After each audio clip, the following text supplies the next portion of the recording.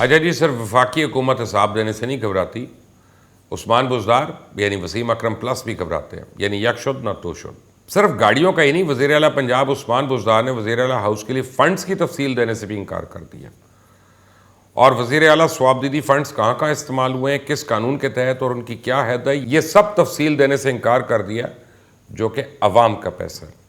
پر آپ نے گھبرانا نہیں ہے، کیونکہ یہ نیا پاکستان ہے۔ یا سوال پوچھنے سے حکومت کے تعلقات دو ممالک سے خراب ہونے کا اندیشہ ہے، اور یہ تو کچھ بھی نہیں ہے۔ آپ وزیر اعظم تو دور کی بات، وزیر اعلیٰ پنجاب ہو یا وزیر اعلیٰ کے پی کے، آپ کی کارکردگی کے بارے میں بھی سوال نہیں پوچھا جا سکتا، کیونکہ آپ سوال کریں تو پھر کہا جائے گا کہ تم کو نواز شریف نہیں نظر آتا، تم کو زرداری نہیں نظر آتا۔ بڑھتی مہنگائی پہ سوال کریں گے تو بتایا جائے گا کہ دنیا بھر کے ممالک میں پاکستان میں اشیاء سب سے سستی ہے۔ پاکستان کو معاشی ٹائیگر انہوں نے کیا بنانا۔ آپ آج کی خبر سن لیں، معاشی اشاریوں کی بہتری نہ ہونے اور آئی ایم ایف پروگرام میں ایک بار پھر جانے کی خبروں کے باعث پاکستان اسٹاک ایکسچینج شدید مندی کا شکار ہے، اور ایک موقع پہ 100 انڈیکس میں 1000 پوائنٹ سے بھی زیادہ کی کمی ریکارڈ ہوگی۔ اس سے ہوا یہ کہ سرمایہ کاروں کے 150 ارب روپیہ ڈوب گئے۔ یہ جو بتایا جا رہا تھا نا کہ شرح سود میں 0.25% کے اضافے سے دودھ اور شہد کی نہریں بہنے لگیں گی، یہ اسٹاک ایکسچینج میں آج جو ہوا ہے نا، یہ اسی شرح سود میں اضافے کی وجہ سے ہوا ہے۔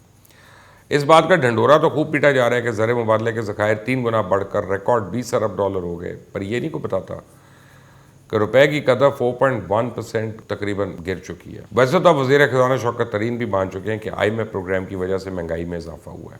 حقیقت یہ ہے کہ اس دور میں مافیاز اتنے طاقتور ہیں کہ وزیر اعظم جس شے کے مہنگا ہونے پہ نوٹس لیتے ہیں وہ مزید مہنگی ہو جاتی ہے۔ افسوس، غریب عوام بے یار و مددگار تنگ دستی برداشت کر رہے ہیں، اور حکمران طبقہ جو ہے اور مافیاز اس مالی فوائد سمیٹنے میں مصروف ہیں۔ اس وقت پی ٹی آئی کے ٹائیگرز کا تو کہنا ہے کہ وہ 200 روپے لیٹر بھی خریدیں گے، اگر سانس لینے میں بھی ٹیکس لگا دیں تو وہ دیں گے، اچھی بات ہے، مگر جو لوگ قوت خرید ہی نہیں رکھتے اور جن کے صورتحال میں سانس ہی نہیں آ رہی، وہ کدھر جائیں گے؟ آپ دیکھیں نا، حکومت میں آنے سے پہلے اور حکومت میں آنے کے بعد تحریک انصاف سی پیک سے جڑے منصوبوں کی شفافیت پہ سوال اٹھاتی رہی، ان منصوبوں میں کک بیکس لیے جانے کا الزام لگاتی رہی، اور ان لائن منصوبہ سکھر ملتان موٹے ہوئے منصوبہ بجلی کے منصوبوں میں کرپشن کے الزامات لگاتی رہی۔ یہ الزامات تو ثابت نہیں ہوئے، لیکن تنازعات ضرور جنم لیتے رہے ہیں۔ موجودہ حکومت میں سی پیک منصوبہ سست ہونے کا الزام لگ رہا ہے۔ ویسے تو بڑی بڑی سفارتی کامیابیاں اس حکومت کے کھاتے میں ڈالی جا رہی ہیں، پر سی پیک کے حوالے سے بتایا جاتا ہے کہ اس دور میں یہ معاملہ ٹوٹل کھٹائی میں پڑا ہے، اور اس وقت اس پر کام نہ ہونے کے برابر ہے۔ اب یہ پتہ نہیں کامیابی ہے کہ ناکامی ہے۔ آپ دیکھیں، سی پیک پر وزیر اعظم کے معاون خصوصی خالد منصور نے سینٹ کی قائمہ کمیٹی برائے منصوبہ بندی میں کہا کہ چائنیز کمپنی سی پیک پہ کام کی رفتار سے مطمئن نہیں ہے۔ اب کمیٹی سے سینیٹر سلیم مانڈیوالا نے کہا کہ چائنیز سفیر نے ان کو بتایا کہ 3 سال کے دوران سی پیک پر کچھ نہیں ہوا۔ اس فکرے کے بعد سی پیک کے ساتھ کون سا آپ بتائیں ہم فارمولا استعمال کریں، مرحوم کا یا کالعدم کا، کیا کہیں اس کو، فیصلہ آپ خود کر لیں۔ پھر آپ کو یاد کروا دوں تو جب عمران خان حکومت میں نہیں تھے تو سڑکیں بنانے پہ بڑا تنقید کرتے تھے اور سمجھایا کرتے تھے کہ ملک اسپتال اور یونیورسٹیز بنانے سے ترقی کرتے ہیں، پر اب پرائم منسٹر عمران خان نے کہا ہے کہ معاشی ترقی میں سڑکوں کا اہم ترین کردار ہے۔ اللہ کرے سڑکیں ہی بن جائیں، کیونکہ اسپتال تو نہیں بنے۔ پر پرانوں کا جو حال عثمان بزدار اور محمود خان نے کر دیا، اس کے بعد ان کا بھی اللہ ہی حافظ ہے۔ رہی بات یونیورسٹیز کی، تو میرے خیال سے عمران خان کی اب اس بارے میں سوچ بدل گئی ہے۔ اس وقت عمران خان پر صرف وہی سوچ حاوی ہے جو کبھی نواز شریف پہ طاری تھی۔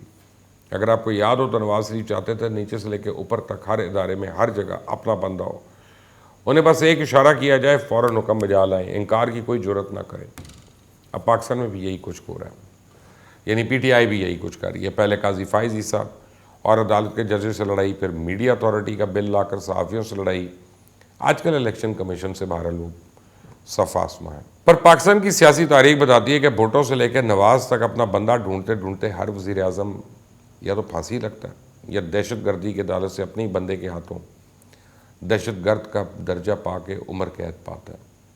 الیکشن کمیشن کے ساتھ معاملہ مکمل طور پہ سیاسی ہے، اور اس میں کوئی شک نہیں کہ پی ٹی آئی اس کارکردگی کی بنیاد پہ الیکشن تو نہیں جیت سکتی، تو ان کا پلان یہی دکھ رہا ہے کہ کسی طرح اداروں کو قابو کر کے اپنی مرضی کی قانون سازی کروا کے 2023 کے الیکشن میں کسی طرح کچھ عزت بچا لی جائے، کیونکہ پاکستان کے تقریباً 1 کروڑ شہری 200 ممالک میں رہائش پذیر ہیں۔ ان کے پاس قومی شناختی کارڈ برائے بیرون ملک مقیم پاکستان موجود ہے، نائکاپ کارڈ جس کو ہم کہتے ہیں۔ انہیں عام انتخابات میں ووٹ ڈالنے کا حق مل جائے تو غالب امکان یہی ہے کہ یہ حق بیرون ملک پاکستانیوں کو مل گیا تو اس کا زیادہ تر فائدہ پی ٹی آئی کو ہوگا۔ اب آپ کو سمجھ آ جانی چاہیے کہ عمران خان کیوں کہتے ہیں کہ کرپٹ سسٹم سے فائدہ اٹھانے والے الیکٹرانک ووٹنگ کی مخالفت کر رہے ہیں۔ اس وقت عمران خان اور ان کی حکومت کا مسلسل یو ٹرن لینے کے سبب وہ طبقہ سخت مایوس دکھائی دیتا ہے جو اس ملک میں تبدیلی چاہتا تھا، جو اس فرسودہ نظام اور روایتی سیاستدانوں سے بیزار تھا۔ کڑوا سچ تو یہ ہے کہ بشمول عمران خان آج ملک میں پھر سب سے زیادہ بے اعتبار سیاستدان ہی گردانے جاتے ہیں۔ یعنی سچ تو یہ ہے کہ اخلاقی معیار، اصول اور نظریات رکھنے والوں کو ہی یاد رکھا جاتا ہے۔ تاریخ لوٹے اور لٹیروں کا ذکر خائن اور بونوں کی حیثیت سے ہی کرتی ہے۔ پاکستان میں نظریاتی سیاست شاید آخری ہچکیاں لے رہی ہے۔ ہر سیاسی اور مذہبی جماعت کم از کم یا زیادہ مگر موقع پرستی کے زیر اثر ہے۔ لگتا تو یہی ہے۔ میں بھی حساب نہیں دوں گا۔ 150 ارب روپیہ ڈوب گیا، سی پیک ٹھپ، مہنگائی ذمہ دار، آئی ایم ایف کرال، بہرحال رولتے گئے ہیں پر چس بڑی آئی ہے۔ یہی صحیح ہے نا۔ اب آگے دیکھیں کیا ہوتا ہے، فاٹف میں کیا ہوتا ہے، ورلڈ بینک کیا کہتا ہے۔ برے دن ختم نہیں ہوئے، یہ ابھی تک اللہ کی مرضی ہوگی تو ٹلیں گے، ہمیں تو ڈر لگ رہا ہے۔